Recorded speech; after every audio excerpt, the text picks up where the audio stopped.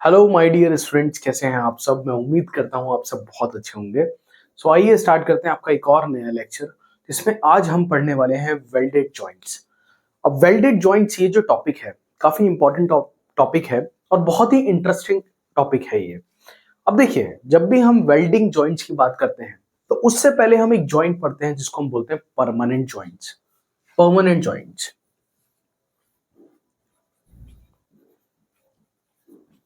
Last lectures में जो हमने पढ़ा था वो सब टेम्परेरी जॉइंट थे। नकल जॉइंट, क्वार्टर जॉइंट, सब टेम्परेरी जॉइंट थे। अब जो हम बात करेंगे आगे जितने भी लेक्चर्स आएंगे वो सब परमानेंट जॉइंट्स के होंगे। परमानेंट जॉइंट में ही वेल्डिंग जॉइंट्स आता है। ठीक है, वेल्डेड जॉइंट्स हुए, रिवेटेड जॉइंट हुए, सोल्डरिंग हुई, ब्रेजिंग हुई, ये सब किस में आती है? सब आपके परमानेंट जॉइंट्स में आती है। परमानेंट जॉइंट होता क्या है? देखिए, इस प्रकार के जोड़ों को स्थायी प्रकार का जोड़ बनता है और इन्हें सरलता से अलग नहीं किया जा सकता। जो भी हमारे टेम्परेरी जॉइंट्स होते हैं, टेम्परेरी जॉइंट्स को हम बड़ी आसानी से अलग कर सकते हैं। जैसे कि ये मार्कर और ये इसका कैप, तो ये बड़ी आसानी से अलग हम कर सकते हैं और इसको फिट भी कर सकते हैं। तो ये एक टेम्परेरी जॉइंट है। लेकिन अगर मैं इसको यहीं पर फिक्स कर दूं और ये कभी अलग ना हो तो उसको हम क्या बोलेंगे? उसको हम परमानेंट जॉइंट बोलेंगे।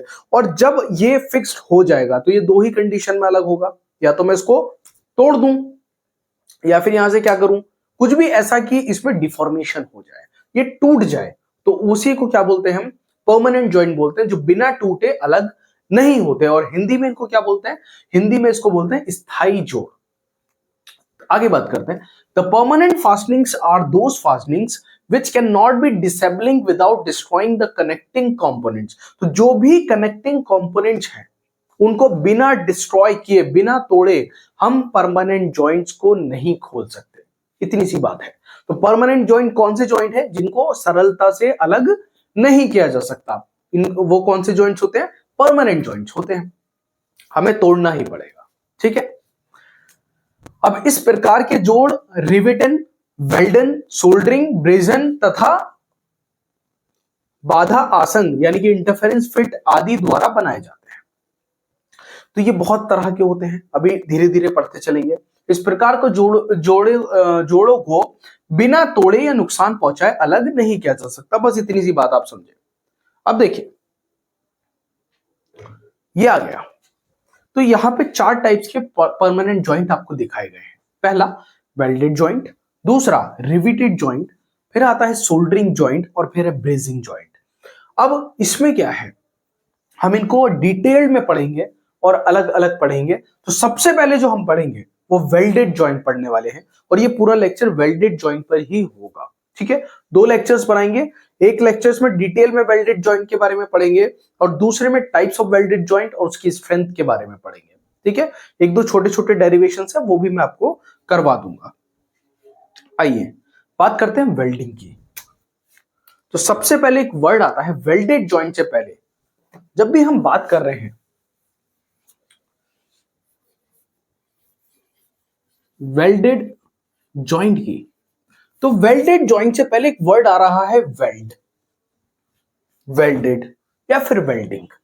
तीन वर्ड है, तीनों का मतलब एक ही है। अब देखो वेल्डिंग है क्या। वेल्डिंग एक परमानेंट जॉइंट है जिसमें हम फिलर मटेरियल की मदद से एक जॉइंट बना देते हैं। तो वेल्डिंग में क्या करते हैं? हम एक फिलर मटेरियल भरते हैं और एक जॉइंट बना देते हैं। उसी को हम क्या बोलते हैं? वेल्डिंग बोल देते हैं। फिलर मटेरियल, यहां एक नया वर्ड आता है filler material.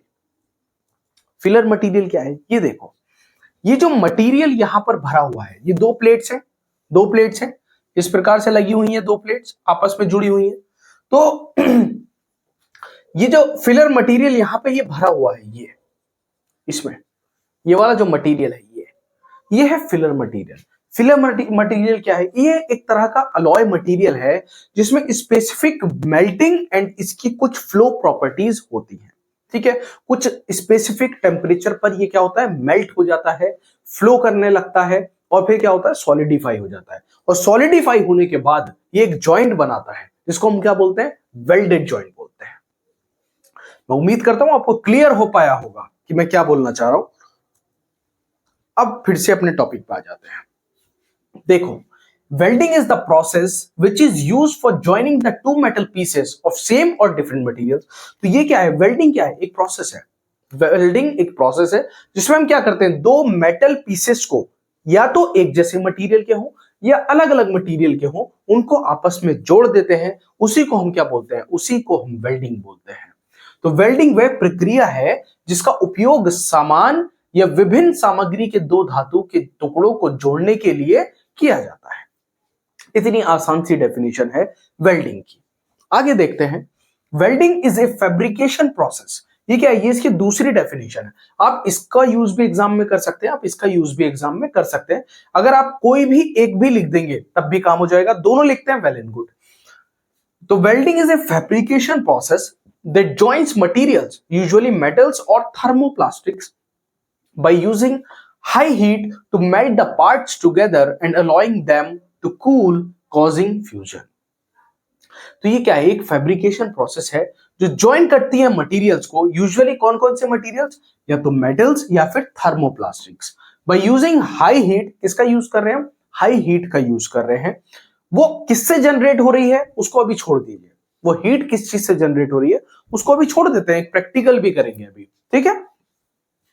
And allowing them to cool and causing fusion. तो क्या होता है, पहले हम हीट देते हैं, उसके बाद उसको ठंडा करने के लिए छोड़ देते हैं। जब वो ठंडा हो जाता है तो क्या होता है, एक जॉइंट जो है वो बन जाता है। अब यहां पर एक नया वर्ड आता है, हमने मेटल सबको पता है कि मेटल क्या होता है, यहां पे एक नया वर्ड आया थर्मोप्लास्टिक। थर्मोप्लास्टिक को आप लोग समझें कि थर्मोप्लास्टिक होता क्या है, ये एक नया वर्ड है आपके लिए।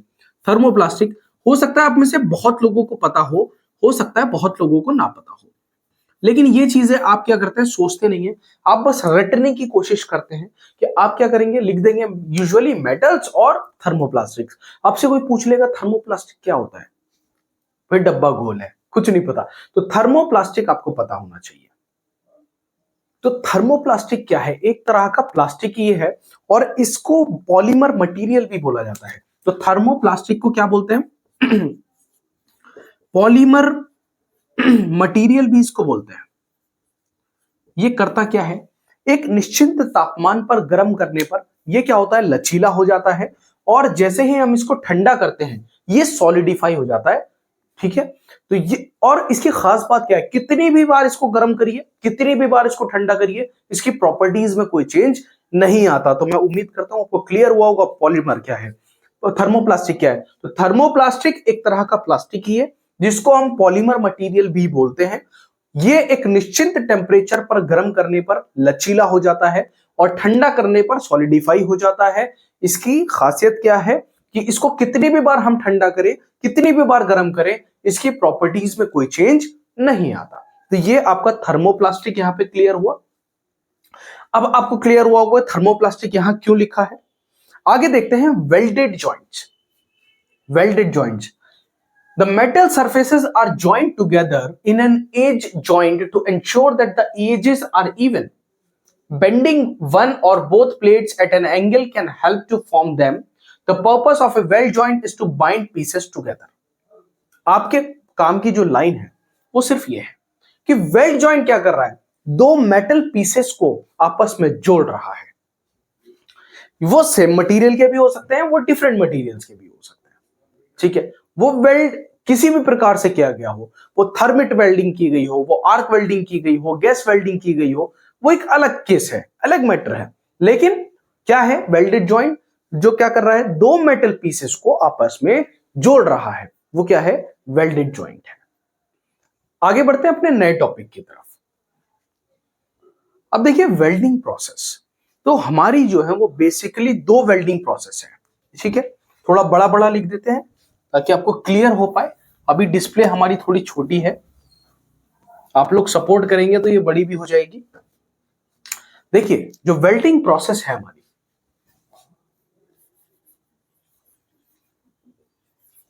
वेल्डिंग प्रोसेस ये दो प्रकार की है। वेल्डिंग प्रोसेस हमारी दो प्रकार की है। पहली है फ्यूजन वेल्डिंग, फ्यूजन वेल्डिंग,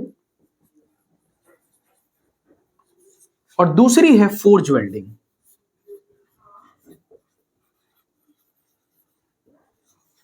तो वेल्डिंग प्रोसेस हमारी दो प्रकार की है। पहली है फ्यूजन वेल्डिंग और दूसरी है फोर्ज वेल्डिंग। फ्यूजन वेल्डिंग में ही हमारी तीनों वेल्डिंग्स आती हैं। कौन कौन सी वेल्डिंग्स आती हैं? हमारी आती है थर्मिट वेल्डिंग,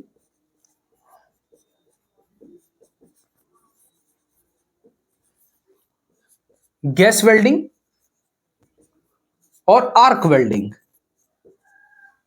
ठीक है। फोर्ज वेल्डिंग एक अलग प्रोसेस है, अभी समझाएंगे आपको। तो सबसे पहले हम समझते हैं फ्यूजन वेल्डिंग क्या होती है। देखिए यहां पर बड़ी ही क्लियरली आपकी बुक में लिखा हुआ है, in this method by placing both the parts और to be joined in their proper position and melting both the parts by using the filler material in the shape of rods, the molten material is filled in the joint. The molten material assumes a solid shape when the joint is cooled and we get a strong permanent joint. समझिए, इस विधि में दोनों जोड़े जाने वाले भागों को उनकी उचित अवस्था में रखकर वे दोनों भागों को पिघलाकर या पूरक पदार्थ के छड़ों के आकार में प्रयोग कर जोड़ में पिघलता पदार्थ भर दिया जाता है। जोड़ के ठंडा होने पर पिघला पदार्थ ठोस आकृति ग्रहण कर लेता है और हमें एक मजबूत स्थायी जोड़ प्राप्त हो जाता है। हम बेसिकली क्या कर रहे हैं, हमने दो प्लेट्स ली हैं, दो प्लेट्स को पास में रखा है और उसमें फिलर मटेरियल हमने क्या किया, गर्म करके फिलर मटेरियल को भरा और वो फिलर मटेरियल जब ठंडा हो गया तो उसने इन दोनों प्लेट्स को आपस में जोड़ दिया। इस तरह की प्रोसेस हम किस में इस्तेमाल कर रहे हैं? फ्यूजन वेल्डिंग में इस्तेमाल कर रहे हैं। अब फ्यूजन वेल्डिंग में जो हमारी पहली वेल्डिंग आती है उसको हम बोलते हैं थर्मिट वेल्डिंग। थर्मिट वेल्डिंग क्या है? थर्मिट वेल्डिंग में लिखा हुआ है, in this method heat is generated by burning a mixture और आयरन ऑक्साइड एंड एल्यूमिनियम। तो इस विधि में लोहे के ऑक्साइड व एल्यूमिनियम के मिश्रण को जलाकर ऊष्मा उत्पन्न की जाती है। देखो सिंपल सी बात समझो कि जो हमारी थर्मिट वेल्डिंग है, थर्मिट वेल्डिंग का इस्तेमाल वहां किया जाता है जहां ना तो हमारे पास गैस है और ना ही हमारे पास इलेक्ट्रिसिटी है। ना तो गैस है और ना ही इलेक्ट्रिसिटी है। जब दोनों चीजें हमारे पास नहीं है तो हम कौन सी वेल्डिंग का इस्तेमाल करेंगे? ठीक है, थर्मिट वेल्डिंग का इस्तेमाल करेंगे। आपको समझ में आया कि हम किसी ऐसी जगह पर हैं जहां ना तो इलेक्ट्रिसिटी है और ना ही गैस है, लेकिन हमें क्या करना है? वेल्डिंग करनी है। तो हम कौन सी वेल्डिंग का इस्तेमाल करेंगे? थर्मिट वेल्डिंग का इस्तेमाल करते हैं। थर्मिट वेल्डिंग में होता क्या है, हम बर्न करते हैं मिक्सचर किसका? आयरन ऑक्साइड का एंड एल्यूमिनियम का। ठीक है, एल्यूमिनियम और आयरन ऑक्साइड क्या करता है? रिएक्ट करता है और बर्न होता है। उसकी मदद से हम क्या करते हैं? वेल्डिंग करते हैं और इसका इस्तेमाल रेलवेज में सबसे ज्यादा किया जाता है। थर्मिट वेल्डिंग का इस्तेमाल रेलवेज में किया जाता है। अब नेक्स्ट वेल्डिंग अपनी देखते हैं। नेक्स्ट वेल्डिंग है हमारी गैस वेल्डिंग। गैस वेल्डिंग बड़े ही इंटरेस्टिंग वेल्डिंग है, मुझे ये बहुत पसंद है, मैं बहुत प्रैक्टिकल करता हूं इसका, गैस वेल्डिंग का। मैंने अभी करके भी दिखाया था, एक शॉर्ट भी मैंने अपलोड किया था गैस वेल्डिंग का, आज क्लास में भी करेंगे आपकी। ठीक है, बहुत मजा आएगा। अब देखो इस तरह की जो मेथड है, जो गैस वेल्डिंग का मेथड है, इसमें हीट को जनरेट किया जाता है बाय कंबशन ऑक्सी एसिटिलीन और हाइड्रोजन गैस। तो ऑक्सी एसिटिलीन और हाइड्रोजन गैस को कंबश करके, जला करके हम क्या करते हैं? वेल्डिंग करते हैं। किसमें? गैस वेल्डिंग में। ठीक है, अब देखो इसमें क्या होता है, इसमें बेसिकली हमारे पास दो सिलेंडर्स होते हैं। ठीक है, दो सिलेंडर होंगे, एक सिलेंडर होता है एसिटिलीन का और दूसरा सिलेंडर होता है ऑक्सीजन का। तो ऑक्सीजन क्या करती है? ऑक्सीजन का सिर्फ इतना रोल है कि ऑक्सीजन जलने में मदद करती है। ठीक है, जलने में बहुत ज्यादा मदद करती है ऑक्सीजन। और यहां पर एक टॉर्च वॉल्व होता है। टॉर्च वॉल्व क्या करता है? टॉर्च वॉल्व क्वांटिटी को कंट्रोल करता है ऑक्सीजन की और एसिटिलीन की। ठीक है, हमारे पास क्या है, हम क्या करते हैं? ऑक्सीजन और एसिटिलीन की मदद से क्या करते हैं? आग लगाते हैं और उस आग से क्या होता है? वर्कपीस को पिघला देते हैं। पिघलाने के बाद जब वो सॉलिडिफाई होता है तो हम एक जॉइंट बनाते हैं। उस जॉइंट को किसकी मदद से बनाया जाता है? गैस वेल्डिंग की मदद से बनाया जाता है। इसमें हम एक और चीज का इस्तेमाल करते हैं जिसको हम बोलते हैं कैल्शियम कार्बाइड। अभी दिखाएं आपको, देखिए। तो यहां मैं कैल्शियम कार्बाइड स्टोन लेकर के आया हूं, जिसको हम चूना पत्थर भी बोलते हैं। बहुत ज्यादा इसकी स्मेल आती है। ठीक है, आप लोग घर में इसको ट्राई ना करें, ऑल्दो मैं कर सकता हूं, लेकिन आप लोग नहीं करेंगे। इसको क्या बोलते हैं? हम कैल्शियम कार्बाइड बोलते हैं। ठीक है। कैल्शियम कार्बाइड क्या करता है, जब पानी के साथ रिएक्ट करता है तो ये गैस बनाता है, जिसको हम क्या बोलते हैं, एसिटिलीन गैस बोलते हैं, जिसका इस्तेमाल किसमें किया जाता है, गैस वेल्डिंग में किया जाता है। अब देखो ये रिएक्ट किस तरीके से करता है, इसका प्रैक्टिकल करके आपको दिखाते हैं हम। ठीक है, मैं क्या करता हूं, इस बॉटल के अंदर क्या करते हैं, इसको डाल देते हैं।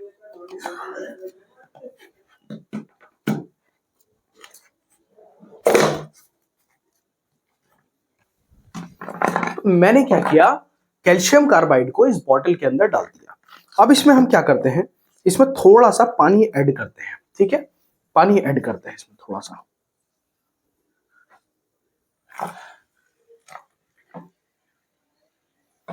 देखो, अब जैसे ही मैंने इसमें पानी ऐड किया, इसमें गैस निकलने लगी, इसको ही हम बोलते हैं एसिटिलीन गैस। ये देखो, ये निकल रही है। ठीक है, अब इसको सपोज क्या करूं मैं, यहां से बंद कर दूं तो ये बहुत रिस्की है, ऑल्दो अंदर करना, तब भी देखते हैं।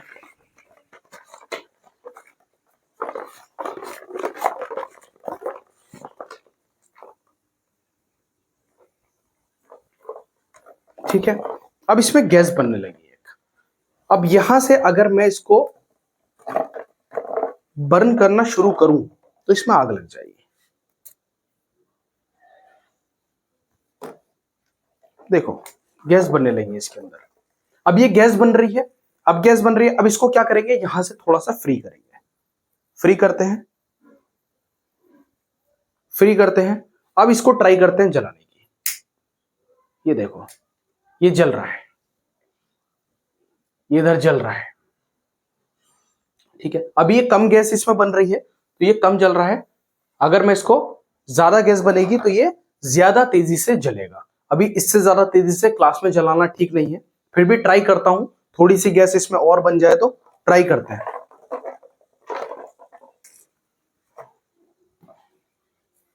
अब एक बार ट्राई करके देखते हैं। थोड़ा सा तेज जल रहा है, मैं उम्मीद करता हूं आपको नजर आ रही होगी। ये देखिए, तो ये क्या है कि कैल्शियम कार्बाइड ही क्या हो रही है, रिएक्ट कर रही है पानी के साथ और ये जल रहा है। ये देखिए, इससे ज्यादा नहीं जलाएंगे क्योंकि क्लास है, मैंने कम डाला है, इससे आग भी लग सकती है, तो इतना ज्यादा रिस्क नहीं लेंगे, कम ही लेंगे। ठीक है, कंटिन्यू करते हैं आगे अपनी क्लास। अब मैं उम्मीद करता हूं आपको क्लियर हो पाया होगा गैस वेल्डिंग किस तरीके से काम करती है। अब इसमें फ्लेम्स कुछ अलग अलग टाइप की निकलती हैं। जो फ्लेम अभी हमने निकाली, गैस वेल्डिंग में 3 प्रकार की फ्लेम्स निकलती है हमारी। फ्लेम्स जो है वो 3 टाइप्स की है। जो पहली फ्लेम होती है उसको हम बोलते हैं ऑक्सीडाइजिंग फ्लेम, ऑक्सीडाइजिंग फ्लेम। दूसरी है न्यूट्रल फ्लेम, न्यूट्रल फ्लेम तो 2 हो जाती हैं, ऑक्सीडाइजिंग, न्यूट्रल, और दूसरी होती है कार्बोराइजिंग फ्लेम। तीसरी हो गई कार्बोराइजिंग फ्लेम। तो 3 टाइप्स की फ्लेम्स जो है वो गैस वेल्डिंग में निकलती है। जो हमारी ऑक्सीडाइजिंग फ्लेम है, नाम से ही पता चल रहा है क्या, ऑक्सीडाइजिंग, ऑक्सीजन, यानी कि इस तरह की फ्लेम्स में क्या होती है, ऑक्सीजन की मात्रा ज्यादा होती है। ठीक है, और जो हमारा कैल्शियम कार्बाइड है C2H2, इसकी मात्रा क्या होती है, कम होती है। इसकी मात्रा क्या होती है, कम होती है। ठीक है, जो हमारी एसिटिलीन है उसकी मात्रा क्या है, कम है। जो हमारा न्यूट्रल फ्लेम्स होगी, न्यूट्रल क्या होता है, बराबर, सबके लिए बराबर, तो उसमें O ऑक्सीजन और C2H2 दोनों क्या होंगे, बराबर होंगे। तो O2 ऑक्सीजन भी हमारा बराबर होगा और C2H2 हमारी एसिटिलीन भी क्या होगी, बराबर होगी। ठीक है, यहां 2 लगा लेना। O2 ऑक्सीजन का फॉर्मूला होता है। जो कार्बोराइजिंग फ्लेम है, कार्बोराइजिंग फ्लेम में क्या होता है कि हमारी जो ऑक्सीजन की मात्रा होती है वो कम होती है और जो हमारी एसिटिलीन की मात्रा होती है वो ज्यादा होती है। ठीक है, तो तीनों प्रकार एज पर कंडीशंस, अलग अलग क्या है, कंडीशंस के हिसाब से इनका इस्तेमाल किया जाता है, ऑक्सीडाइजिंग फ्लेम का, न्यूट्रल फ्लेम का और कार्बोराइजिंग फ्लेम का। जो हमारी ऑक्सीडाइजिंग फ्लेम है वो वहां पर इस्तेमाल की जाती है जहां पर लो मेल्टिंग टेम्परेचर हो, वहां पर हम क्या करते हैं, ऑक्सीडाइजिंग फ्लेम का इस्तेमाल करते हैं। माइल्ड स्टील पर हम न्यूट्रल फ्लेम्स का इस्तेमाल करते हैं। माइल्ड स्टील पर अगर हमें वेल्डिंग करनी है तो किसका इस्तेमाल करेंगे, न्यूट्रल फ्लेम्स का इस्तेमाल करेंगे। अगर हमारा कार्बोराइजिंग फ्लेम का इस्तेमाल कहां होगा, जहां एल्यूमिनियम पर क्या कर रहे होंगे, हम वेल्डिंग कर रहे होंगे, वहां पर क्या होगा, कार्बोराइजिंग फ्लेम्स का यूज हम लोग करेंगे। अब हम आगे देखते हैं अपना next topic, electric arc welding. अब इलेक्ट्रिक आर्क वेल्डिंग क्या है? Arc welding is a type of welding process using an electric arc to create heat to melt and join metals. तो इसमें क्या है, आर्क वेल्डिंग एक प्रकार की वेल्डिंग प्रक्रिया है जो धातुओं को पिघलाने और जोड़ने के लिए, गर्मी पैदा करने के लिए इलेक्ट्रिक आर्क का उपयोग करती है। तो इलेक्ट्रिक आर्क का उपयोग इसमें किया जाता है, ठीक है, जिसमें क्या है, इलेक्ट्रोड रहता है एक हमारा नेगेटिव और एक वर्क क्लैंप रहता है जिसमें क्या होता है, पॉजिटिव होता है, ठीक है। जब इलेक्ट्रोड को हम वर्क पीस के पास में लेकर के जाते हैं तो क्या होता है, चिंगारियां निकलती हैं, और चिंगारियां जो निकलती है वो हीट प्रोड्यूस करती हैं। उसकी वजह से क्या होता है, जो हमारा वर्क पीस है वो मेल्ट होना शुरू होता है, पिघलना शुरू होता है। उसके बाद क्या होता है, हम जब दूसरी प्लेट को उससे ज्वाइन करते हैं, सॉलिडिफाई करते हैं, तो क्या बनता है, हमारा एक जॉइंट बन जाता है, ठीक है। तो ये हो जाती है हमारी यहां पर इलेक्ट्रिक आर्क वेल्डिंग। लेकिन इलेक्ट्रिक आर्क वेल्डिंग में आप लोग थोड़ा सा ध्यान रखें, केयरफुल रहें जब भी आप इलेक्ट्रिक आर्क वेल्डिंग करें, अदरवाइज ऐसी हालत भी हो सकती है।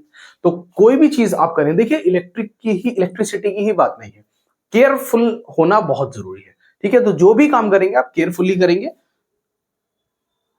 आगे देखते हैं फोर्ज वेल्डिंग। फोर्ज वेल्डिंग क्या है, ये बोलता है कि in this method both the pieces to be added are heated in the furnace till a proper temperature is reached. तो क्या करता है कि दोनों जो पीसेस है उनको हीट करता है फर्नेस के अंदर, भट्टी के अंदर, ठीक है। जैसे लोहार को आपने देखा होगा, लोहार क्या करता है, लोहार पहले जो हमारे लोहे के पीसेस है उनको गर्म करता है भट्टी के अंदर, तपाता रहता है, इतना हीट कर देता है कि वो लाल हो जाते हैं, ठीक है। जब वो एक प्रॉपर टेम्परेचर तक पहुंच जाता है तो after this the joint is made by joining both the hot edges together by applying pressure with hammer. तो वो क्या करता है कि जब वो दोनों ही पीसेस हीट हो गए, सपोज उसने क्या करना है, इन दोनों पीसेस को आपस में जोड़ना है, तो वो क्या करेगा, इन दोनों को ही बहुत ज्यादा गर्म करेगा एक प्रॉपर टेम्परेचर तक।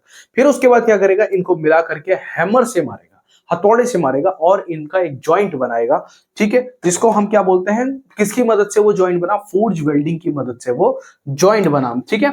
और ये क्या है, ये बहुत कम इस्तेमाल किए जाने वाला अब मेथड है। पहले बहुत ज्यादा इस्तेमाल किया जाता था, लोहार बहुत ज्यादा थे, अब तो कहीं कहीं देखने को मिलते हैं। लेकिन जो चीज लोहार कर सकते हैं आज भी, वो मशीन्स आज भी नहीं कर सकती। इस चीज को आप माने या ना माने, ठीक है, जो क्रिएटिविटी है, जो स्किल्स उनके अंदर होती हैं, वो आज भी देखने को नहीं मिलती, ठीक है। तो ये क्या है, इस विधि में दोनों जोड़े जाने वाले टुकड़ों को भट्टी में उचित तापमान तक गर्म किया जाता है। इसके पश्चात दोनों गर्म किनारों को आपस में जोड़कर हथौड़े द्वारा दबाकर लगाकर जोड़ तैयार किया जाता है। आजकल इस विधि को बहुत कम प्रचलित है, बहुत ही कम इस्तेमाल की जाती है, ठीक है।